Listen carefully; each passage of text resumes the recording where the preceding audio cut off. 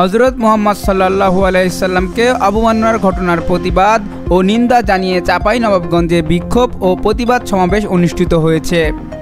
বৃহস্পতিবার বেলা 11টায় সদর উপজেলার মহারাজপুর ফিল্ডের হাটে এ বিক্ষোভ ও প্রতিবাদ সমাবেশ অনুষ্ঠিত হয়। কারবালা উচ্চ বিদ্যালয় ও কলেজের শিক্ষক শিক্ষার্থীরা সমাবেশে বক্তব্য রাখেন। বক্তারা বলেন, সম্প্রতি ভারতের মহারাষ্ট্রের বিতর্কিত পুরোহিত রামগিরি মহারাজ কর্তৃক উদ্ধৃত এবং কঠোর হিন্দুত্ববাদী বিজেপি নেতা নীতেশ নারায়ণ রানে সমর্থিত কোটি কোটি মুসলমানের হৃদয়ের স্পন্দন বিশ্বনবী হযরত মুহাম্মদ সাল্লাল্লাহু আলাইহি ওয়াসাল্লামকে অবমাননাকর নেক্কারজনক ঘটনার পরিপ্রেক্ষিতে পুরো বিশ্ব উত্তাল। এরই ধারাবাহিকতায় চাঁপাইনবাবগঞ্জের শিক্ষার্থীদের আয়োজনে এই বিক্ষোভ ও প্রতিবাদ সমাবেশ অনুষ্ঠিত হয়। বিক্ষোভ মিছিলে যোগদান করেন কারবালা স্কুল ও কলেজের কয়েকশো শিক্ষার্থীরা।